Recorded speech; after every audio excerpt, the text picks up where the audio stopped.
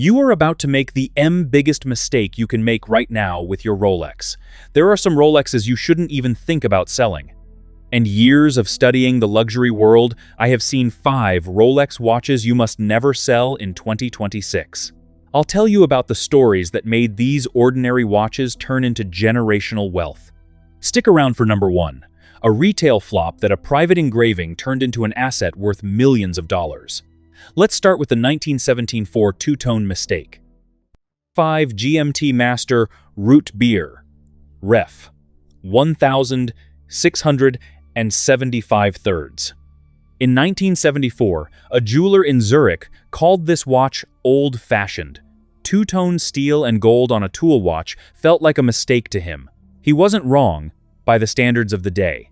For years, the root beer sat in the shadow of its all-steel siblings, the ones serious divers and pilots actually wanted on their wrists. Then something happened that nobody at Rolex planned for.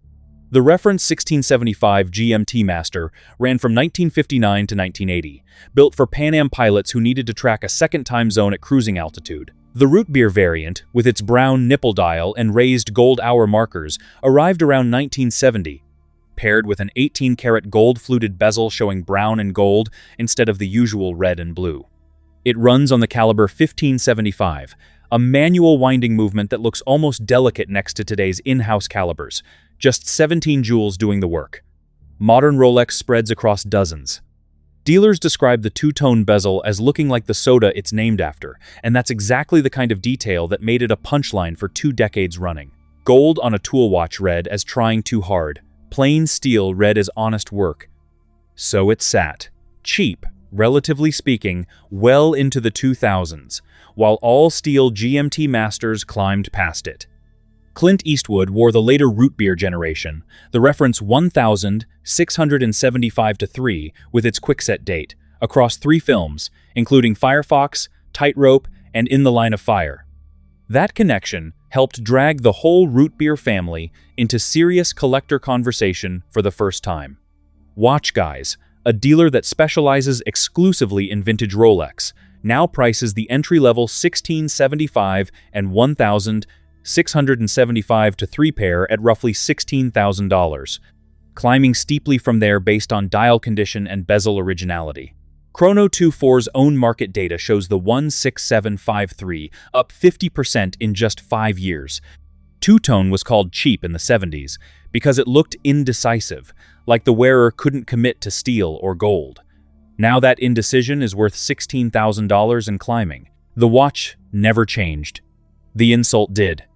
Walk through any vintage Rolex thread on Watch You Seek from around 2015 and you'll see it in real time. Members calling the root beer an old man's watch, warning buyers away from the two-tone case, steering them toward a plain Submariner instead. Search the same forum today, and the tone has flipped completely. Now it's the plain Submariner buyers getting told they missed the better trade. Somewhere there's a man whose grandfather wore this thing to the office for a decade, complained it looked like costume jewelry next to his colleagues' steel watches, and left it in a drawer rather than pass it down as anything special. It's still ticking.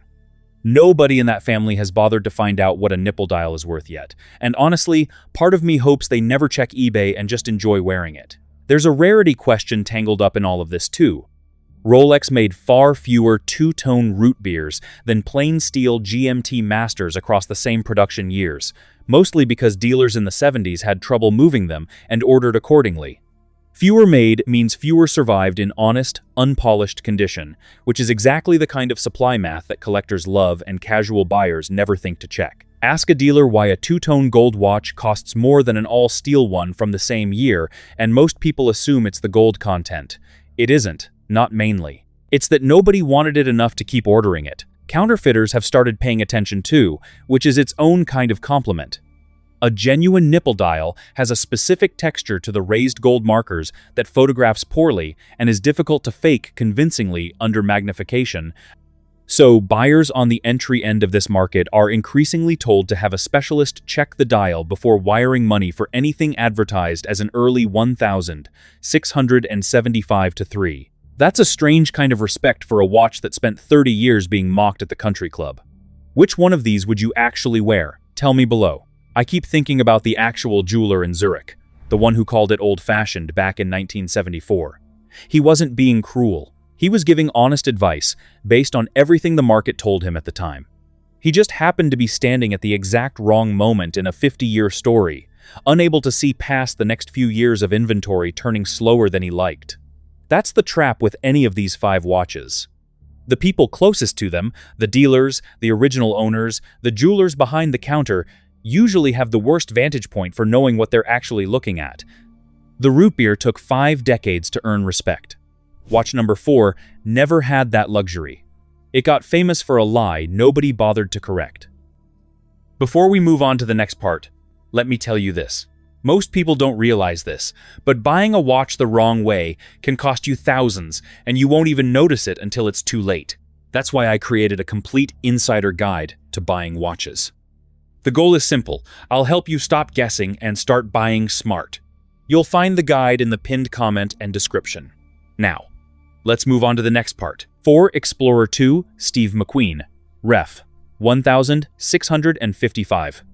Steve McQueen never wore this watch. Not once, not on set, not off it, not in a single verified photograph anyone has ever produced from his lifetime. Rolex sold it anyway. The reference 1655 launched in 1971, built for cave explorers, speleologists, and volcanologists who needed to tell day from night while working in total darkness for days at a stretch. It carries a fixed 24-hour bezel and a bright orange hour hand, the loudest design choice Rolex had made up to that point in its professional line. Collectors in Italy nicknamed it the Freccione, meaning the big arrow, a name that stuck harder in Europe than the McQueen tag ever did in America. The dial was considered cluttered when it launched, cramming a date window, a Cyclops lens, a running seconds hand, and that oversized 24-hour hand into a 39 to 40 millimeter case. It sold so poorly that Rolex needed a face for it. And somewhere in the marketing department in the following decade, someone reached for McQueen, the era's reigning symbol of cool. Despite the actor's actual habit of wearing a Submariner reference 5513 and a Heuer Monaco on his own wrist, the nickname stuck. The truth didn't matter. It's the only Explorer 2 ever built with an acrylic crystal instead of sapphire. It's the only one with a matte dial rather than glossy black. It's the smallest case of any Explorer 2 Rolex has made, running the manual and later automatic caliber 1570 and 1575 family, shared with the vintage GMT Master line. Production continued until roughly 1984, when Rolex replaced it with a reference built on GMT Master architecture, closing the book on the only Explorer 2 that will ever wear this exact configuration. Today, an honest example in decent condition starts around $28,000, with clean, unpolished pieces, carrying original bracelets and paperwork pushing toward $40,000 and beyond, depending on dial and hand condition. Here's what actually gets me about this one. The watch was engineered brilliantly for a real, unglamorous problem. Telling time in total darkness, hundreds of feet underground, for scientists who needed to know whether it was noon or midnight on the surface. That's the part almost nobody talks about. Everyone wants the McQueen story. Almost nobody wants the speleology story, even though the speleology story is the true one, and arguably the better one, and the one that actually explains why the watch looks the way it does. Ed Viesturs, the mountaineer who climbed all 14 of the world's 8,000-meter peaks without supplemental oxygen, wore an Explorer 2 on those ascents. So did polar explorer Alain Hubert, crossing Antarctica on foot. Neither of them needed a movie star's endorsement to trust the watch on their wrist in conditions that would kill most equipment. The name did more marketing work decades later than the man himself ever did while he was alive to correct the record, and by the time collectors started asking questions, McQueen had been dead for years and couldn't set it straight even if he'd wanted to. There's something almost funny about a watch this honest getting famous through a fabrication. It survived the lie. It didn't need it. Buying one today isn't simple. Dealers who specialize in this reference warn buyers constantly about what they call Frankenstein examples, watches assembled from mismatched parts, over-polished cases that have lost their original edges, replacement dials sold as original.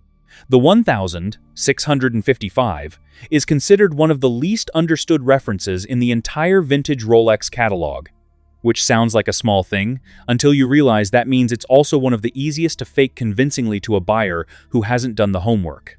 A specialist can spot a service dial or a replaced bezel insert. Most buyers walking into their first vintage purchase can't, and that gap is where a great deal of money quietly disappears every year. None of that scared serious collectors off. If anything, the difficulty filtered the market down to people who actually cared enough to learn the reference cold before spending $28,000 on one. That's a strange kind of protection nobody designed on purpose. Auction records occasionally surface examples with real, verifiable ownership behind them, instead of a marketing myth. 1,655, sold with documentation showing it had been awarded to professional golfer Seve Ballesteros, complete with the original certificate of guarantee. That watch carries more legitimate celebrity weight than any McQueen-branded example on the market, and almost nobody outside serious collecting circles has ever heard the story. Real provenance rarely shouts as loud as a nickname built on a myth. It just sits there quietly, worth more to the people who know what they're looking at. Rolex itself has never gone out of its way to correct the McQueen story either, and it's not hard to guess why. The company benefits from the myth every time someone searches the nickname and lands on a listing. Nobody's lying outright anymore.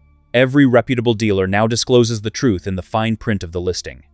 But the nickname stays in the headline, because the headline is what sells, and by now the nickname has outlived the correction by a couple of decades running. Picture a dial with 2 words in red ink, worth more than the car you drove here in. 3 Red Submariner, Red Sub, Ref, 1,680. At a Geneva preview a few seasons back, 2 specialists spent close to 10 minutes arguing over the shape of a single number 6, not the watch as a whole. The number 6, printed under the 660 feet marking near the bottom of the dial. Closed loop versus open loop. That one detail, invisible to anyone without a loop, can separate a $10,000 Submariner from a $50,000 one. The Screen 80 arrived in 1967 as the first Submariner ever built, with a date window paired with the Cyclops lens that magnifies it, a feature purists still argue about more than 50 years later as either a genuine improvement or the moment Rolex started chasing a wider audience beyond working divers. Rolex printed the word Submariner in red ink on early dials, a choice that lasted roughly until 1975 before the company switched permanently to plain white lettering. Collectors have mapped at least 6 distinct dial variations from those 8 years of production, tracked down to hand shape, font width, and whether the dial reads meters first or feet first, all running on the caliber 1,575 chronometer movement with 26 jewels. A small number of these dials faded over decades from black to a warm chocolate brown through nothing more than sunlight and time. Nobody at Rolex planned that. It happened by accident, through UV exposure and whatever pigment quirks existed in that specific batch of dial paint, and it's now one of the single most sought-after flaws in vintage watchmaking. A flaw, priced like a feature. Feet-first red subs trade above $20,000 today in honest condition. Meters-first examples, generally considered earlier and rarer, clear 30,000 with regularity. Dealer auction records cite a tropical dial Mark II that sold in 2020 for more than $105,000, described at the time as a record for the reference. A plain Mark III, same year, reportedly brought roughly $70,000 without the tropical bonus. Compare either of those to a standard white text 1,680 from the following production years, which can still be found for a fraction of the price, and you start to understand how much of vintage Rolex value has nothing to do with mechanics and everything to do with a printing decision made in a factory 60 years ago. One line of red ink is the difference between an under $10,000 Submariner and a $50,000 one. The ink itself didn't get more expensive over time. The scarcity did, because Rolex only printed it that way for about 8 years before moving on without a second thought. Honestly, I go back and forth on whether obsessing over an open 6 versus a closed 6 is genius-level connoisseurship or a mild form of madness. Spend enough time in Rolex Vintage, or scrolling old Watch Pro site threads, and you start to suspect it might be both at once, and that the people arguing about it wouldn't have it any other way. Liquidity in this specific reference behaves differently than in most of vintage Rolex too. Dealers report that a genuine, well-documented red sub rarely sits on a shelf. It moves within days of listing, often to a buyer who had been watching for that exact dial mark for months. Compare that to the broader vintage Submariner market, where plenty of solid examples sit for a season before finding a buyer, and you start to see how thin the top of this particular pyramid actually is. There's a particular kind of buyer's remorse that runs backward here. Not regret over what you bought. Regret over the plain white 1680 you passed up in 2009, because the red sub in the next case over looked more interesting. Never knowing the gap between them would eventually run into the tens of thousands. A dealer in London put it to me plainly once, back when I was first learning this reference. He said the entire vintage Rolex hobby comes down to one question: are you buying the watch, or are you buying the story printed on the watch? With the 1680, there's no pretending those are the same thing. Two Submariners, same case, same movement, same year of manufacture, and one costs 3 times what the other does because of ink that faded from a printing press differently 60 years ago. That gap is only going to widen. Original red dials weren't stockpiled anywhere. Every genuine example still circulating today is a finite, shrinking pool, and every year, a few more get locked into permanent private collections, never to be listed again. Scarcity in vintage Rolex doesn't reverse, it only compounds. Would you pay double for a font difference? Say why in the comments. Retailer-signed examples complicate the pricing further. A handful of surviving 1680s carry a Tiffany & Co. signature on the dial below the Rolex name, added by the retailer at the point of original sale in the 1960s, back when department stores still had that kind of leverage with Swiss manufacturers. A Tiffany-signed red sub isn't just a Rolex anymore at that point. It's a specific piece of retail history layered on top of an already rare dial, and buyers pay accordingly. Something else changed the math on this reference besides dial color. The 1618 was the last true vintage Submariner before Rolex moved toward sapphire crystals and modernized cases, which means it sits at the exact hinge point where old-world tool watches meet the shape everyone still recognizes today. Buyers chasing that specific transitional feel, acrylic crystal, small case, date function, without losing the vintage proportions, don't have many other references to choose from. The 1680 isn't just rare in dial variety. It's rare in what it represents mechanically, sitting right at the last moment before Rolex changed the recipe for good. Somewhere, a diver strapped one of these on and went down into black water, not knowing his crystal could blow clean off on the way back up. 2 Sea Dweller Double Red, Ref. 1665. Helium is small enough to slip through a sealed watch case that keeps water out perfectly well. That's not a design flaw, that's just physics. And in the 1960s, as commercial saturation diving expanded into deeper water for offshore oil work, physics started destroying watches on a schedule nobody could predict. Divers living in pressurized chambers for days at a time, breathing helium-rich gas mixtures, found their watch crystals popping clean off during decompression. The pressure inside a sealed case, filled with trapped helium that had worked its way in during the dive, dropped slower than the pressure outside it as the chamber returned to surface conditions. Something had to give, and it was usually the crystal, launched off the case front like a tiny cork under strain. Rolex solved it in 1967 with the reference 1665. Engineering a helium escape valve built directly into the case at the 9 o'clock position, rated to 610 meters, deeper than almost anything else commercially available at the time. There's a reason old commercial divers from that era don't talk much about those early saturation dives. It isn't modesty. It's that describing what it actually felt like, trusting an engineering fix that nobody else in the industry had solved yet, while living in a metal chamber breathing gas that made your voice sound wrong, doesn't translate well over drinks decades later. Some things you just carry. The earliest 1665 dials carry 2 lines of red text. Sea Dweller, stacked over Submariner 2000. A combination collectors call the Double Red Sea Dweller, or DRSD for short, in forum shorthand. Rolex phased the red printing out by around 1977 in favor of plain white lettering, a version now nicknamed the Great White. A standard double red in solid, honest condition runs $30,000 to $65,000 today, depending on dial mark and case originality. The rare ones, roughly 300 examples issued directly to the French diving company Comex between the late 70s and early 80s, carrying the company's own logo stamped onto the dial in place of the usual text, sell for $100,000 to $200,000 or more when they surface.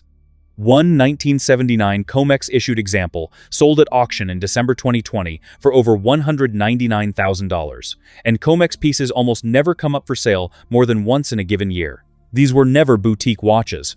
Comex didn't hand them out as gifts or incentives. They were tools, numbered and issued, tracked against a company inventory the way a construction firm tracks hard hats. A diver received one because his job required it, wore it into black water at depths that would kill an untrained person in minutes, and handed it back or kept it when his contract with the company ended. The 1665 also runs noticeably thicker than a standard Submariner from the same era, a side effect of housing that helium valve mechanism inside an already compact 40mm case. Collectors who've handled both back-to-back describe the Sea Dweller as feeling like the Submariner's heavier, more serious cousin on the wrist, built for a job that genuinely could kill you if the engineering failed. That weight isn't decorative. It's the actual valve assembly, sitting under the crystal, doing real work. The men who wore these into black water for hazard pay never once thought of them as an investment. That's exactly why serious collectors chase them now, decades later. Nobody fakes a scratch that came from actual working depth, and the fraud problem that plagues so much of vintage Rolex barely touches this corner of the market, simply because so few people know enough to fake it convincingly. Compare that to the Great White that followed it. Same case, same helium valve, same depth rating, just plain white text instead of red. It sells today for meaningfully less than a double red in equal condition, which tells you almost everything about how this market actually prices things. It isn't rewarding engineering. The engineering was identical. It's rewarding a production window that happened to be short, on a dial choice that happened to get discontinued, worn by men who happened to be doing something genuinely dangerous for a living at the time. I keep coming back to that gap between the two versions. Same watch, same job, same risk to the wrist wearing it. One dial color just happened to stop being printed a few years earlier than the other, and now it's worth 2 or 3 times as much. There's no engineering logic in that number. There's only scarcity. And scarcity doesn't care what the watch was actually built to survive. Comex wasn't the only special order customer either. Rolex built a small number of 1,665 examples for royal families in the Middle East during the same era, some carrying the Khanjar dagger crest associated with Oman, others featuring the word Qaboos referencing the Sultan directly. Those pieces are rarer still than the Comex examples, essentially unfindable outside a handful of documented private sales, and their existence barely registers outside serious collector circles because so few people know to look for them. There's a specific kind of collector who chases Comex pieces specifically, and it isn't usually the same buyer chasing a Paul Newman Daytona. This is a quieter corner of the hobby, built around provenance documents, dive logs, and company records rather than celebrity attachment. It moves slower. It draws less attention online. But dealer accounts describe the same pattern every time a genuine Comex 1,665 surfaces. Multiple serious offers within days, often before the listing even goes fully public, from buyers who have been waiting years for exactly this reference to become available. It's rare, but number one isn't just rare. It's the only one of its kind that will ever exist. 1 Daytona, Paul Newman, Ref. 6,239, 12 minutes. That's how long the bidding war lasted at Phillips in New York on the 26th of October 2017, climbing from an opening bid of $10 million shouted in from a phone line, before the hammer finally fell at $17,752,500. It remains the most expensive Rolex ever sold at any auction, full stop, as of 2026. And by a wide margin. Remember the $210 from the start of this list? This is that watch. Rolex launched the reference 6,239 Cosmograph in 1963. Customers didn't love it. The exotic dial, with its Art Deco block numerals, contrasting subdial colors, and a stepped outer minute track, sold so poorly at the time that Rolex nearly discontinued the design within a few years of release. Joanne Woodward gave one to her husband, Paul Newman, as a gift around 1968, right as his passion for auto racing was taking off after filming the 1969 movie Winning. He wore it constantly, on set, on the racetrack, and in daily life for the rest of his years. On the case back, where nobody but the wearer would ever see it, she'd had it engraved, Drive carefully, me. After Newman's death in 2008, the watch left the family's direct possession. James Cox, who was dating Newman's daughter Nell at the time, received it as a gift and quietly kept it for years without publicity. Nobody outside a small circle knew exactly where it was. The Wall Street Journal broke the story in June of 2017 that the watch had resurfaced and was heading to auction, and the announcement alone became international news months before the sale itself.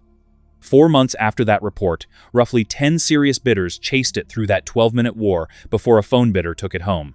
An honest steel 6,239 with a genuine exotic dial, no celebrity provenance attached, still starts around $200,000 today, climbing fast from there based on reference rarity, dial condition, and how complete the accompanying box and papers are. The gold version, nicknamed the John Player Special for its resemblance to the racing livery, trades well into 7 figures for the best examples.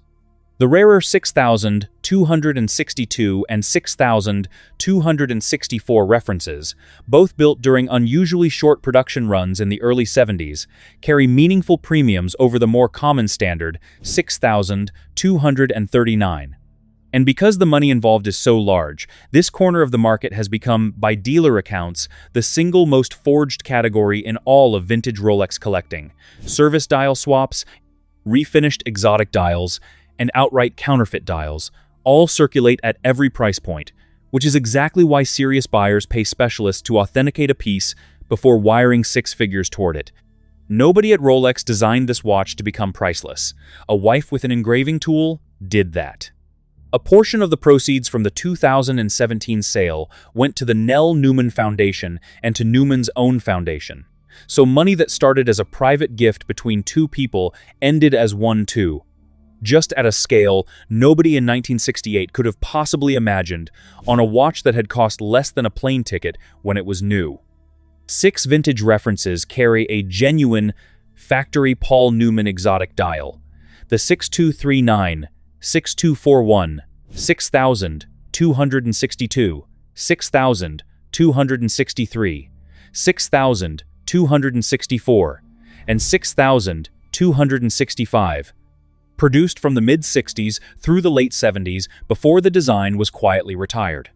The 6263, nicknamed Big Red for the red Daytona script, sitting above the 6 o'clock subdial, trades at a real premium over the plain 6,239 for that one extra line of color. None of these were rare when new. They were the Daytona references nobody wanted, sitting in display cases while customers asked for something else. Rolex kept making them anyway, in modest numbers, for over a decade, mostly out of stubbornness. The gold 6,241, the one collectors call the John Player Special, earned that nickname from its black dial and gold accents, echoing the black and gold livery that the John Player Tobacco Company ran on Lotus Formula One cars through the 70s.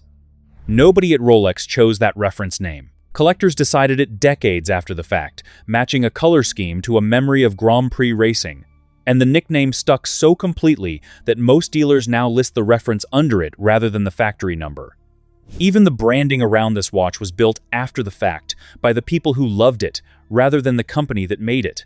A $210 watch, a 4-word engraving meant for nobody but him, $17 million. And counting, in a market that has never once looked back. Every one of these 5 references shares a quieter thread underneath the price tags. Rolex made all of them without fanfare, sold them to working people rather than collectors, and watched the market ignore them for decades before anyone thought to call them investments. That pattern isn't an accident of vintage watch collecting, it's close to the entire mechanism. None of these 5 watches got expensive because someone ran the numbers and decided to hold for the appreciation. They got expensive because somebody refused to let go for reasons that had nothing to do with money in the first place. A diver's paycheck, a wife's private joke, an actor's habit of wearing the same thing every day without thinking about it. The market noticed later. It usually does, and it's usually the last one to understand why the thing mattered. You can't manufacture that kind of story on demand, and that's the actual reason none of these 5 will ever get cheaper. Rolex could reissue every dial pattern and every case shape tomorrow. It still couldn't reissue the specific decades of indifference that made the originals rare in the first place. If you have any of these solid pieces, congratulations. You now know what to do with them. Keep them, turn them to an heirloom, and let their value continue to rise.